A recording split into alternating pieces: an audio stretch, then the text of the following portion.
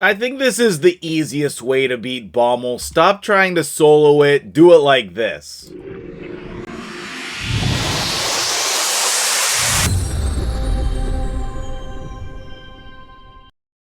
What's up, guys? MtgJedi here. How you doing this morning? We're talking Bommal. We're doing it on the free-to-play. I'll swap accounts and show you my Bommal team on my main account as well. So, that you can get an idea of how you build this strategy over time, okay?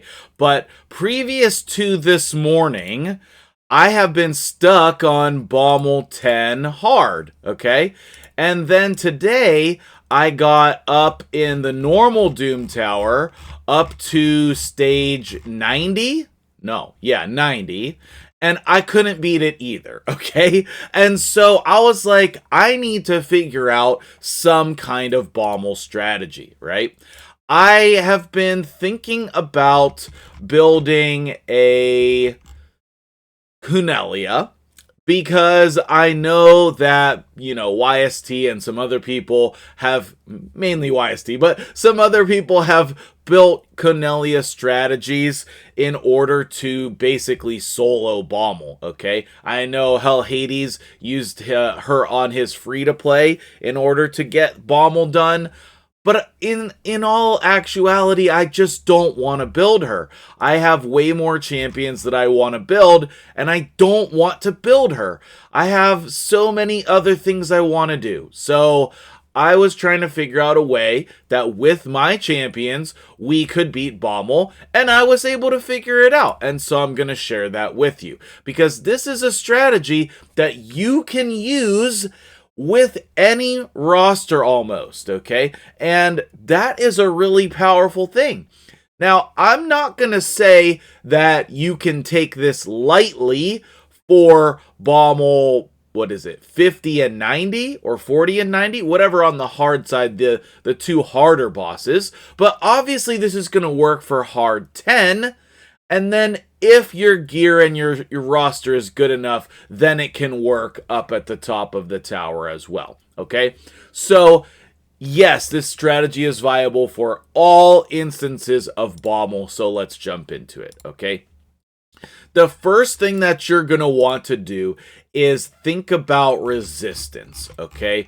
Resistance is going to be the key to beating Bommal, right? Resistance. On the normal side, most of the time for these bosses, the main thing you need is damage.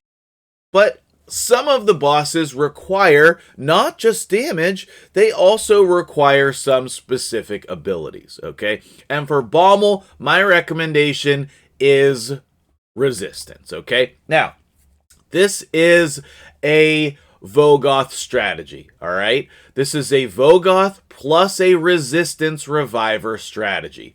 My Resistance Reviver is going to be Pythion. He has a resistance in all battle aura, and I built him with some resistance. My Great Hall is not great. This is a new free-to-play account, so it's not like we're counting on the Great Hall here to aid us in any way, okay, right? We have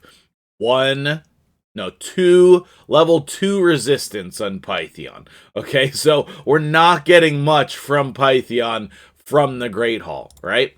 So let's take a look at that team and break it down, and that way you can understand what are these roles, because the roles are important, not the champions, right? You can come at me in the comments if you want, because I'm using a couple S-tier Legos, you know, 3 Legos, 2 epics. I don't know how much you're considering this a free-to-play team, but as long as you have a Resistance Reviver, I think that it's completely fine. You might even be able to do this with Arbiter, okay, if you changed her gear appropriately, which I did re-gear my Pythion this morning specifically for this task. And then I don't know if I'm going to keep him in that build, but it's definitely not a bad build, which I will show you in a minute.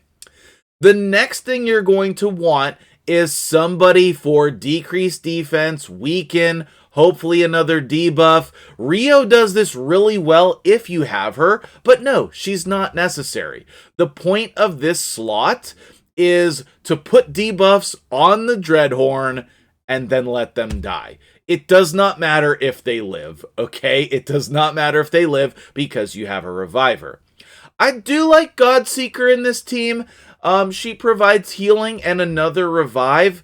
I don't actually think that you need her, and I also think that Scylla the Drakes could do a good job here as well. So, Godseeker, I don't even know if this slot is necessary, but that could be a cleanser, that could be another reviver, some type of healer. Any of those types of things should be fine. The Trunda spot has nothing to do with Trunda, okay? It really doesn't. In all honesty, I think it would have been faster if I put Magnar in there because he wouldn't die as much.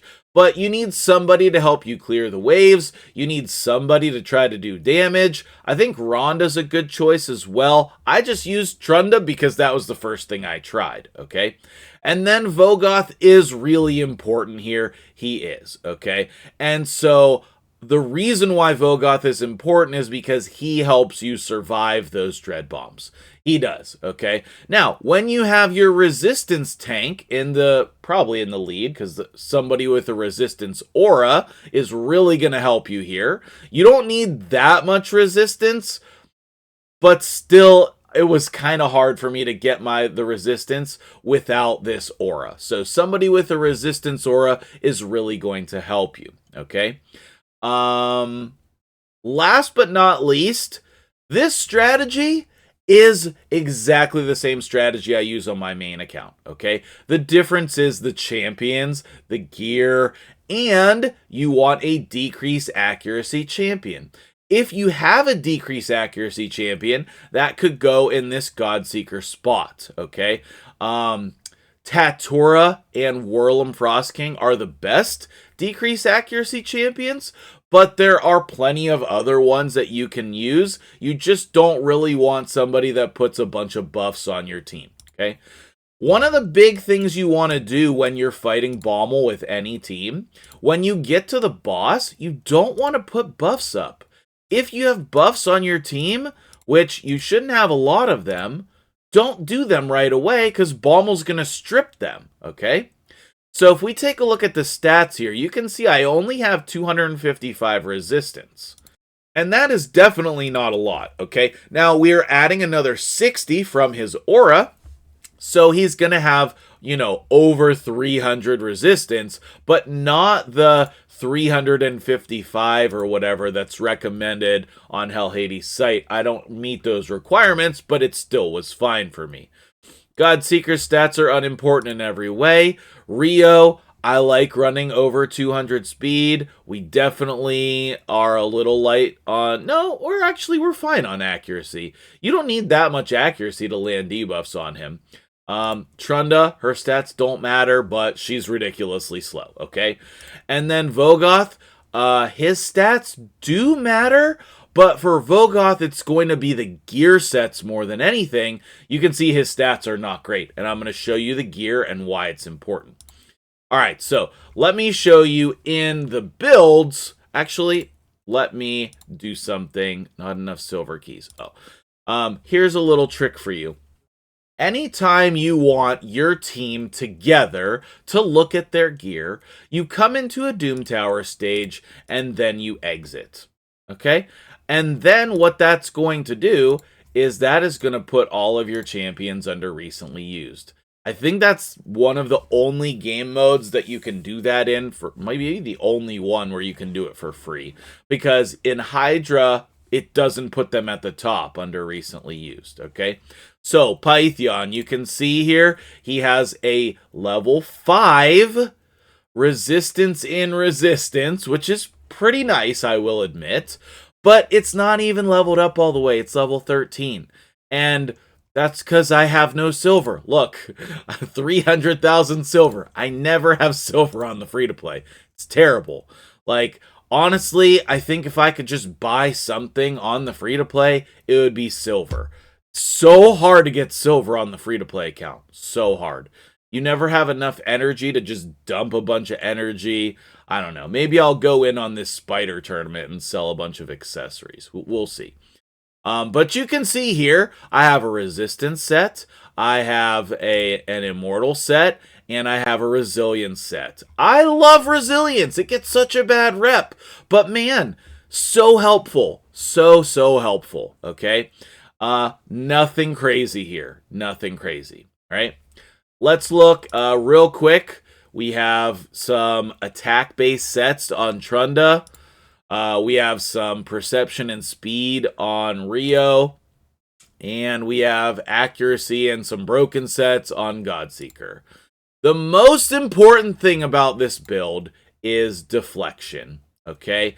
I love the deflection set for Bommal because you have a 25% chance to deflect his bombs back at him, and then they do a lot of damage. This is not anything crazy, right? He's 5 stars, level 50. The gear is not leveled up. We have one bad pair of gloves on him. Literally, the only thing is the main stat. The rest is not helping in any way, okay? So, there is no excuse. If you have a Vogoth, you can easily make this build work. We have HP percent boots. We have a bad HP percent chest. And we just, I mean, yes, is this a triple roll? Sure. Does that matter? No. Like, look at this gear. It's really bad. In fact, I might even have better gear that's just sitting down here, but probably not. Yeah, literally, those are the only 4 pieces of deflection that I have on the account. What I should really do is actually craft some more to try to do this better. Let's go ahead and do that in this video. And I suppose we would want HP. Let's go ahead and just pause a little bit here. Defense percent. I mean, we'll keep it. That's not what we want. But putting 2 champions in deflection would actually really help. I highly recommend it. You don't need resistance. Maybe I will rework those if I ever can get Chaos Ore. I feel like I can never get Chaos Ore on the free-to-play account. Again, there we go, another flat stat. But it is what it is. I don't really recommend doing the 4 to 5 star gear, but do what you have to do. If all you can do is 4 to 5 star gear, then just sell the 4 star gear and keep the 5 star gear, right? But that deflection build is really important, okay? It's really important. Now, doing the actual run is not important, all right? It's not important. There's nothing that really matters on this run other than not putting your buffs up right at the beginning, okay? So that is the team strategy. Let me know in the comments below if you would have liked me to do the run, but I'm not planning on it. Like, they're long and I only have 1 silver key, etc. Let me flip over to my main account and we'll show you how an endgame player uses this strategy as well. Alright, so let's take a look at a couple variations here of the team, right? So this is the team that I used on level 50. I think that it's a little bit faster than the other team because we have Gaius in here as the damage dealer, a bomb champion. Obviously, if you have Nishak, would be the literal best thing you can do here. Put with Nishak just destroying the Bommal. But obviously, I don't have him on either account. But we have Wither in here for her resistance aura, and then she's that healer spot. We actually have Geo in here as well for some survivability and also the damage. Duchess is obviously my reviver with resistance, and it is nice to have regeneration gear if you can. And then when we get up to level 90, then I have to level it up, okay? So we have Duchess, Geo, we have Tatura for decreased accuracy, and then we have 2 different Vogoths in there, okay? On level 10, I include Leorius instead of a resistance or healer spot to try to speed up that run, okay? So there's 3 different variations of the team for an endgame account, and all similar types of gear.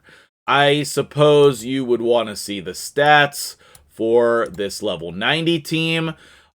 Ridiculous amount of resistance, but that doesn't matter. You only need about 500 resistance because you're going to have decreased accuracy in the team. This is a 100% chance on the A1, and then that's the only thing you do, right? You revive, you use this, try to build him so that he stays alive. You have Geo. Whatever Geo you use, this is my Iron Twins Geo. And then we have two different Vogoths. One of them is in deflection, one of them is not. So we have 400 resistance on this one, which is enough sometimes with that decreased accuracy. Not 100%. We could do a little bit more there, but we have two different options here. One, super tank mode, super defense, very slow, and then one with some speed on it, okay? And so that's the strategy, right? That is the strategy. You build a resistance reviver, you have Vogoth to help you survive, and then you have heals and a damage dealer, and those are the spots. I think that's the easiest way to beat this Bommal boss. I mean, unless you have Nishak or some of these other easy solo champions, okay? But this is the strategy that I was able to use on the free-to-play today, and I wanted to share that with you guys. If you appreciate that, hit the like button. Tell me what you do to beat Bommal in the comments below, and I will see you guys in the next video.